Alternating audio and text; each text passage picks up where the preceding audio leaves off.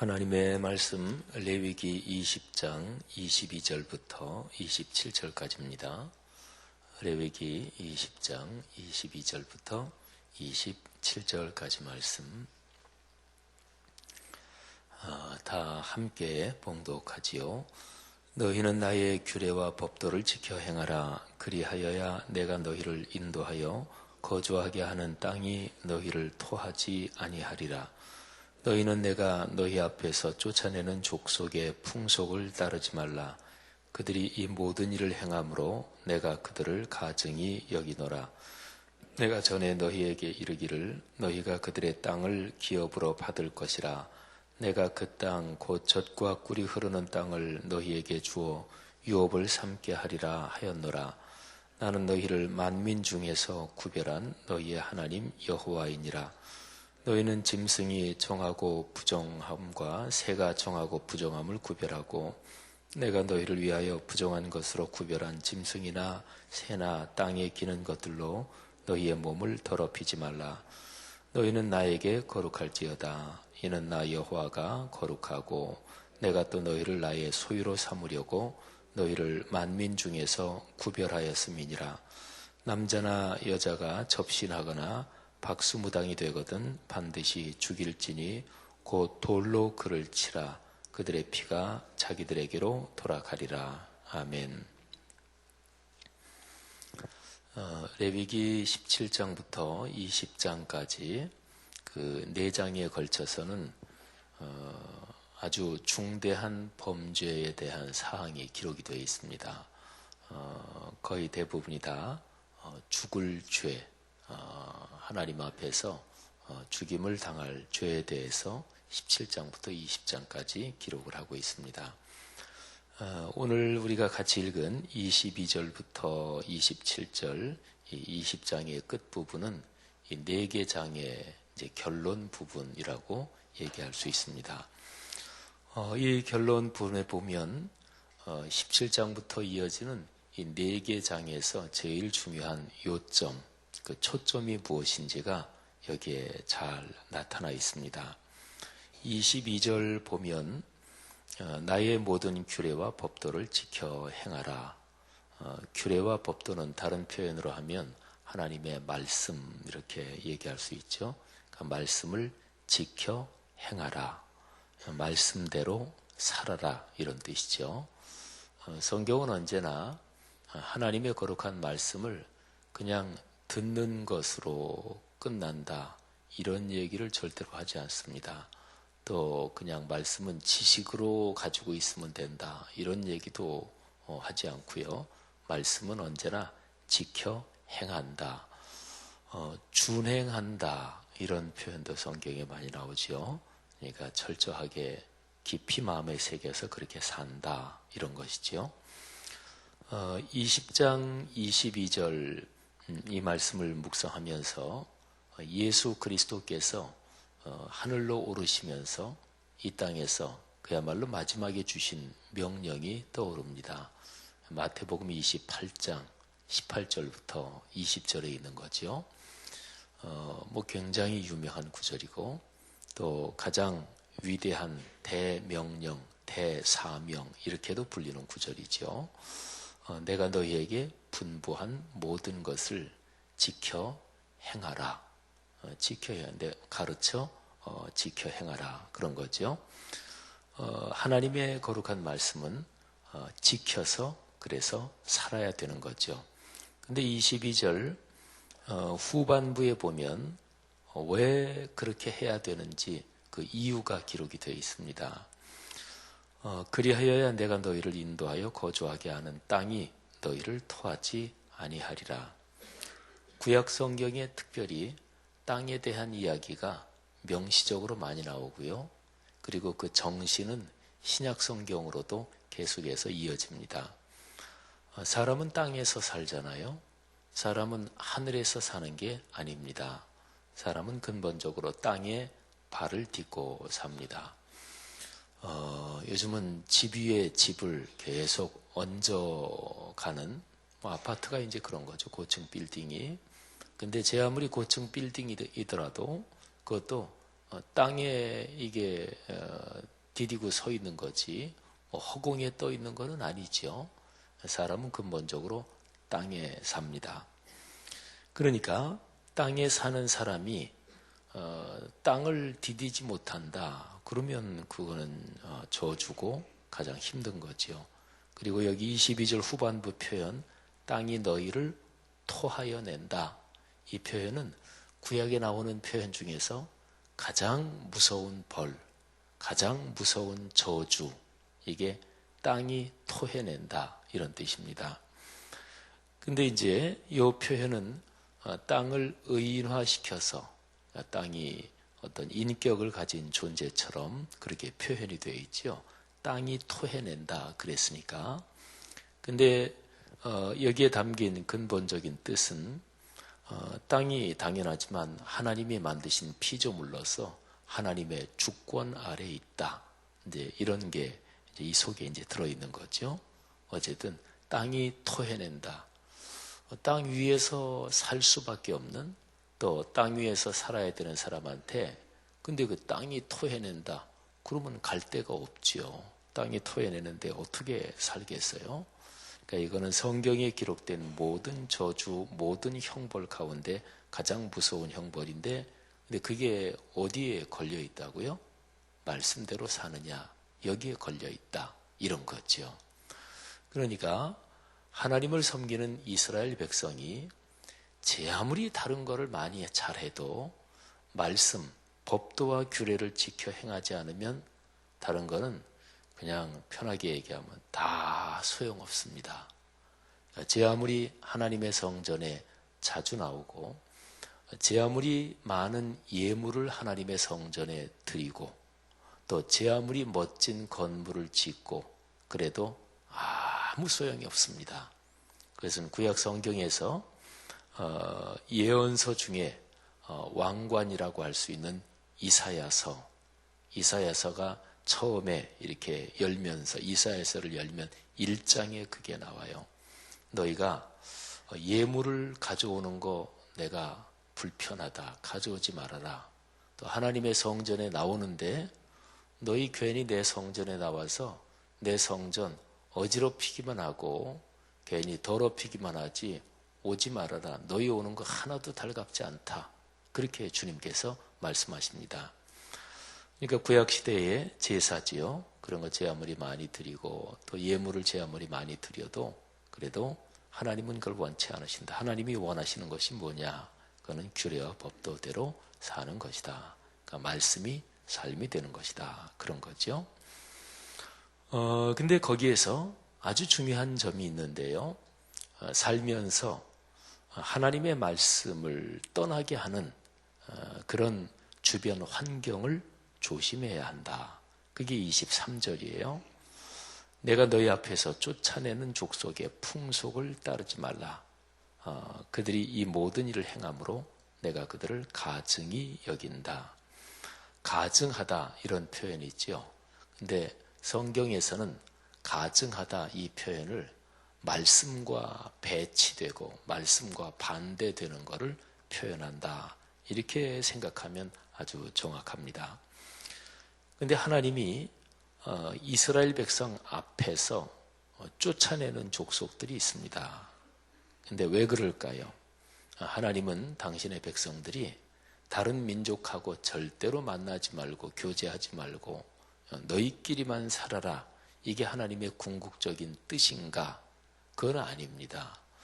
하나님이 이스라엘 민족의 제일 최초 조상이죠. 아브라함을 부르실 때 그때 주신 말씀이 창세기 12장 1절부터 4절이에요.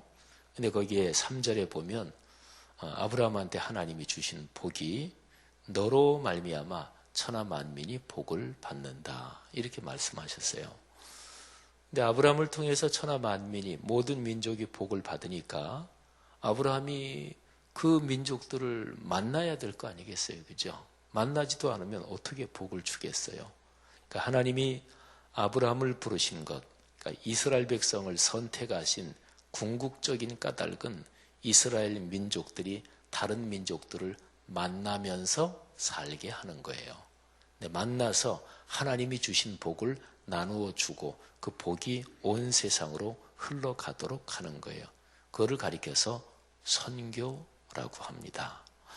그러니까 이스라엘 민족이 다른 민족 그리고 다른 문화권을 만나서 그쪽의 악한 풍습의 영향을 받잖아요. 이거는 선교를 완전히 거꾸로 뒤집은 거죠. 타락이죠. 그죠? 근데 하나님이 아브라함에게 주신, 이스라엘 민족에게 주신 그 복을 다른 민족에게 전달해야 이게 선교입니다. 그러니까 영향을 끼쳐야지 영향을 받으면 안 되는 거죠. 그러니까 말씀이 삶이 된다.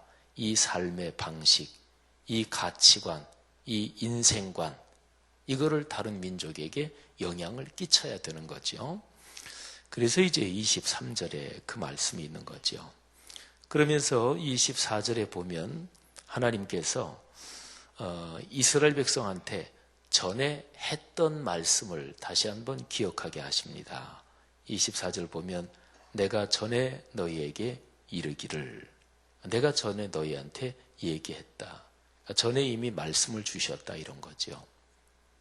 성경에서 하나님께서 누구를 책망하실 때 그때 밑도 끝도 없이 책망하시는 경우는 절대로 없습니다.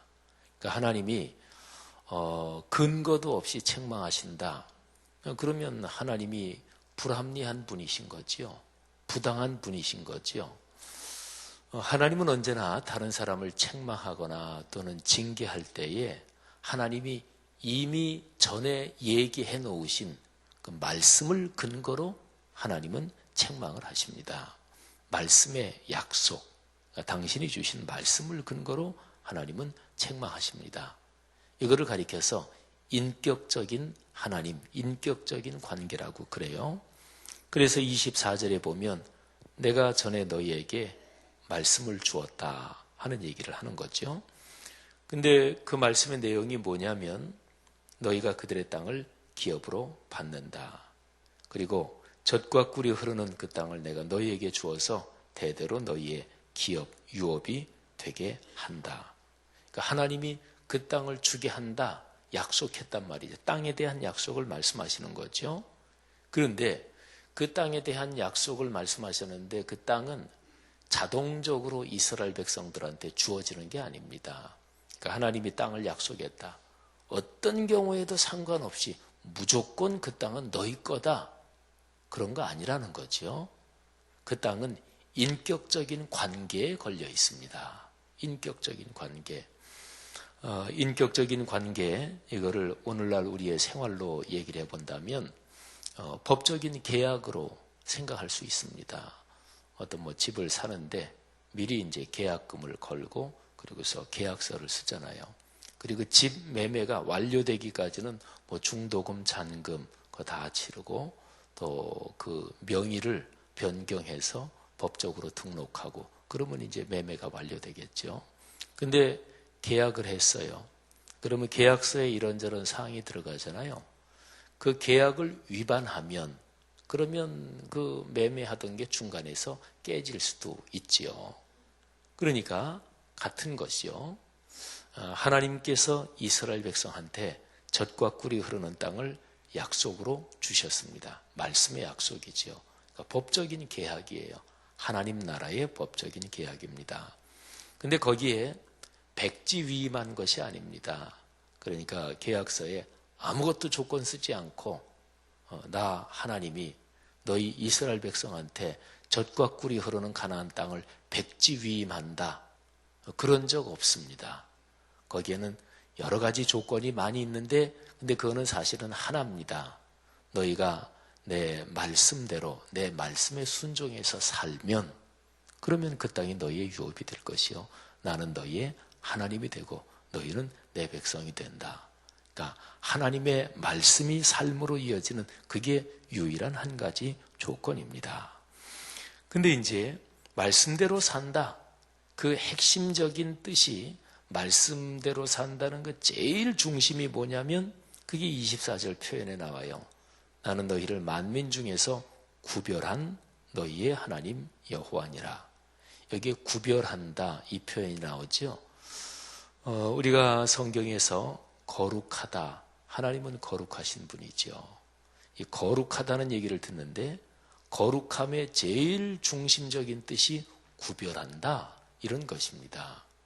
거룩함은 정신적이고 영적인 정결함을 말하고요.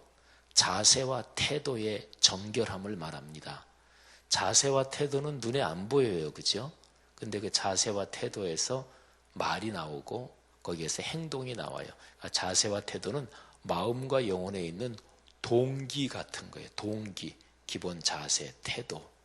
그래서 예수님께서 이 땅에 오셔서 말씀하신 것 중에서 제일 중요한 게 뭐냐면 동기가 어떠하냐? 동기의 순수성을 보셨어요.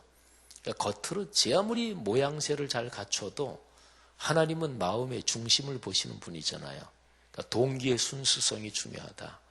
예수님이 가르치신 모든 말씀 중에서 제일 심장과도 같이 중요한 말씀을 모아놓은 게 산상설교예요. 마태복음 5, 6, 7장. 근데 산상설교에서 제일 중요한 심장과도 같은 가르침이 바로 그것입니다. 동기의 순수성. 살인하지 말라. 근데 사람을 완전히 쳐 죽여서 죽여야만 살인죄냐? 마음에 심각한 미움을 가지고 있으면 그게 곧 살인한 거다. 그러니까 마음의 동기를 물으신 거예요. 여기에 바로 이제 그런 거예요. 구별했다. 이게 바로 하나님께서 당신의 백성을 다른 민족에게서 구별해서 거룩하게 삼았다. 그렇기 때문에 바로 이어지는 25절에 짐승의 정하고 부정함, 새가 정하고 부정함, 땅에 기는 것들, 등등 해서 이제 레위기가 앞서서 쭉 나온 먹는 것의 부정함, 정함 이런 거를 얘기를 하는 거죠. 그러면서 26절에 아주 중요한 표현이 나와요. 너희는 나에게 거룩할지어다. 아주 중요한 표현이죠. 너희는 나에게 거룩할지어다. 하나님의 백성들은 기준이 하나님이에요. 다른 민족이 기준이 되면 안 돼요. 오늘날 우리의 신앙생활로 보면 내가 신앙생활을 어떻게 해야 되는 것일까요? 그거는 하나님이 기준이에요. 하나님 앞에서 거룩해야 되는 거예요. 하나님께. 그러니까 신앙생활 하면서 다른 사람을 기준으로 삼으면 그 사람의 신앙은 반드시 문제가 생깁니다. 그래서 신앙생활을 순수한 마음으로 하다가 그거 좋은 거잖아요. 신앙생활에서 제일 중요한 게 순수한 거, 진실한 거, 소박한 거 이게 제일 중요한 거예요. 근데 이제 겉멋이 들기 시작합니다. 또 직분이 없다가 직분을 받고 나서 겉멋이 드는 경우가 있어요. 저 같은 목회자들도 신학생 때 전도사 때 순수하다가 목사 안수를 받고 또 목회를 하면서 겉멋이 드는 경우가 있어요. 또 목회가 어느 정도 성공적으로 된다 그러면서 겉멋이 드는 경우가 있습니다. 또 우리 같은 목회자는 쭉 목회해가는 여정에 내가 신학 공부를 많이 했다 이것 때문에 겉멋이 드는 경우가 있습니다. 근데 제가 겉멋이라고 그냥 편한 말로 표현했는데 그거는 쉽게 정의하면 하나님이 기준이다. 근데 이 기준 말고 다른 그 어떤 것이 기준이 되면 그게 겉멋이 드는 거예요. 신앙이 순수할 때는 헌금은 하나님 앞에 하는 거지요. 당연히 그렇게 생각하지요. 근데 겉멋이 들면서 내 체면을 위해서 헌금합니다. 또 내가 신앙이 순수할 때는 봉사해도 하나님 사랑하는 마음으로 해요. 근데 신앙에 겉멋이 들면서 봉사의 목적이 다른 데 생깁니다. 내가 인정받으려고, 내가 이런 직분 받으려면 이런 봉사해야지. 그러니까 하나님 앞에서 거룩하고 하나님 앞에서 헌신하고 하나님께 대해서 예배하는 게 아니라 다른 겉멋이 들기 시작하는 거죠. 26절에 보면 그 다음에 이어서 아주 핵심적인 구절이 있죠. 나 여호와가 거룩하다. 내가 또 너희를 나의 소유로 삼으려고 너희를 만민 중에서 구별했다. 이런 거죠. 여러분 오늘 여기 레위기 17장부터 20장까지 한 4장의 큰 덩어리 여기에서는 하나님 앞에서 죽임을 당할 정도의 중한 죄들에 대해서 쭉 나오는데 그 제일 중심에 하나님은 거룩하시다. 그리고 이스라엘은 하나님께서 구별하신 하나님의 백성이다. 이스라엘 민족도 당연히 거룩해야죠. 근데 거룩함의 핵심이 뭐냐? 그걸 지켜나가는 핵심이 무엇인가? 그거는 하나님의 규례와 법도대로 사는 것이다. 그러니까 말씀이 삶이 되는 것이다. 그래야 사는 땅에서 복을 받는다. 그런 거죠. 말라기서 3장을 보면 너희 땅이 아름다워짐으로 만민이 너희를 복되다고 할 것이다. 그러니까 성경에서 말씀하는 복은 땅이 아름다워진다고 얘기를 해요. 땅이 아름다워지는 게 큰 복입니다. 그러니까 예수 그리스도께서 세상에 오시는 것이 우리가 사는 이 땅을 복되게 하시려고 오시는 거예요. 예수 그리스도 하늘의 거룩한 보좌에 계신데 그분이 원하시는 게 하늘을 거룩하게 한다? 그런 거면 땅에 오실 필요 없잖아요. 땅에 전쟁이 있고 미움이 있고 싸움이 있고 에휴 땅에 어차피 망할 거 그거 그냥 상관없다. 그러면 이 땅에 오실 필요가 없지요. 육신을 입으실 필요가 없지요. 근데 삼일체 하나님께서는 당신이 창조하신 이 땅을 거룩하게 하고 땅을 복되게 하시기를 원하셨어요. 그리고 사람의 육체, 몸, 실제적인 생활을 복되게 하시기를 원하셨어요. 그래서 그분이 땅에 오시는 거예요. 우리가 주님께서 가르쳐 주신 주기도문을 늘 암송하잖아요. 주기도문에 아버지의 뜻이 하늘에서 이루어진 것처럼 땅에서도 이루어지게 하소서. 땅에서. 그렇기 때문에 기독교 신앙에서 예배 드리는 게 하나님 앞에 있다. 또는 영적인 어떤 공간이다. 그러면 예배 끝나고 나가서 생활하는 게 바로 우리의 실제적인 땅이죠. 그래서 직장이 중요한 거예요. 그래서 직업이 중요한 거예요. 직장, 직업은 하나님의 일이에요. 그러니까 예배하는 마음으로 자기의 직장 생활하고 직업 생활하고 예배하는 마음으로 자기의 일상 생활을 해야 되는 것입니다. 그게 로마서 12장 1절에서 사도 바울이 말씀한 성령으로 말씀한 바로 그거예요. 내가 너희를 권하노니 하나님의 모든 자비하심으로 너희를 권하노니 너희 몸을 하나님이 기뻐하시는 거룩한 산 제물로 드리라. 몸을 제물로 드리라. 이게 일상의 예배입니다. 그래서 기독교 신앙은 예배는 잘 드리고 교회에서는 잘 하는데 일상생활은 예수 안 믿는 사람하고 별로 다를 것이 없다. 이것이 기독교 신앙의 가장 커다란 타락입니다. 성도 여러분들이요, 레위기 전체에서 아주 중요한 이 말씀, 이 덩어리의 결론 부분, 여기에서 중요한 거 가슴에 새기십시다. 말씀이 삶으로 이어져야 한다. 이것이 하나님의 궁극적인 관심사다 하는 것이지요. 바로 우리의 거룩함입니다. 우리는 다 부족하고 연약하고 실수가 있고 또 욕심이 있고 하지만 하나님의 성령의 도우심으로 또 우리가 하나님의 거룩하심을 열망하고 또 그렇게 사모하고 기도하면 하나님께서 우리와 동행하시고 은혜를 주십니다. 하나님은 여러분을 축복하시기를 원하십니다. 오늘 특별히 이제 크리스마스 전날, 크리스마스 이브인데 오늘 하루 내내 주님께서 여러분에게 복을 주시기를 축복합니다.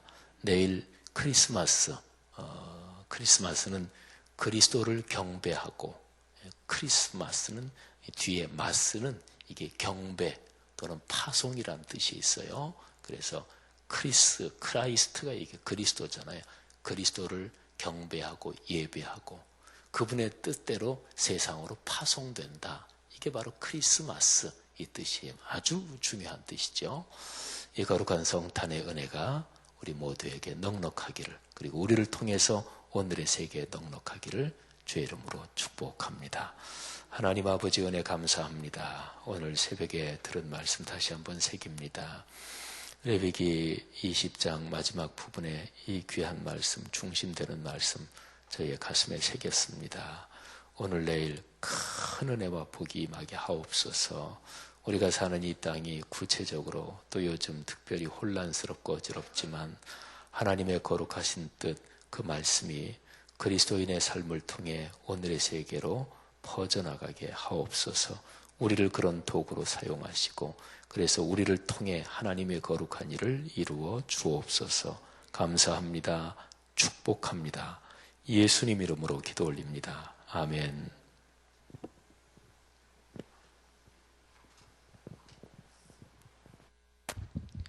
귀한 말씀 감사합니다. 오늘 같이 들으실 공동기도문 사역입니다. 제가 먼저 기도합니다.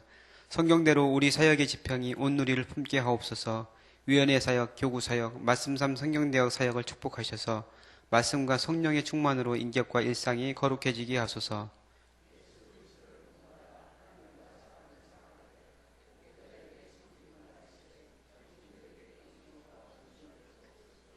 한 사람을 사랑하고 세우는 일이 사역의 근원이 되게 하시고 하나님 나라에 헌신하는 작은 모임을 거룩한 영으로 채우시며 우리 사역이 사회 변동과 역사 흐름을 이끌어가게 하옵소서. 아멘. 주기도문 하시겠습니다. 하늘에 계신 우리 아버지, 아버지의 이름을 거룩하게 하시며 아버지의 나라가 오게 하시며 아버지의 뜻이 하늘에서와 같이 땅에서도 이루어지게 하소서. 오늘 우리에게 일용할 양식을 주시고 우리가 우리에게 잘못한 사람을 용서하여 준 것 같이 우리 죄를 용서하여 주시고 우리를 시험에 빠지지 않게 하시고 악에서 구하소서. 나라와 권능과 영광이 영원히 아버지의 것입니다. 아멘. 기도 제목 나누겠습니다. 지금 들은 말씀이 내 삶으로 이어지게 하옵소서. 사랑의 삶을 실천하는 연말이 되게 하소서. 성경 2000 통독을 통해 말씀의 은혜가 깊어지게 하소서. 주일 예배 가운데 복을 주시고 말씀을 준비하시고 전하시는 담임 목사님에게 능력을 더하소서. 성탄절 칸타타가 은혜롭게 진행되게 하시고 찬양을 준비하는 손길을 축복하여 주옵소서. 한국교회가 영적 경신을 통해 거룩함과 복음의 본질을 회복하게 하옵소서. 이 나라가 하나님의 정의와 평화가 강물같이 흐르는 나라 되게 하여 주옵소서. 기도하시고 또 오늘 소천 광고 있습니다. 5교구 전대식 집사님 장모님 그리고 김희자 집사님 모친 되시는 고 나현화 집사님 목요일 저녁에 소천하셨습니다. 빈소는 한양대학교 병원 장례식장 2층 11호고 오늘 입관 예배가 있습니다. 오후 2시 30분에 입관 예배 있는데 교회에서 2시에 출발합니다. 내일 발인 예배가 있고 새벽 6시에 발인 예배가 있고 교회에서는 5시 45분에 출발할 예정입니다. 오늘 공동기도 제목 같이 기도하시고 또한 여러분 가지고 나오신 기도 제목 주님께 아뢰신 후에 자유롭게 들어가시기 바랍니다. 기도하겠습니다.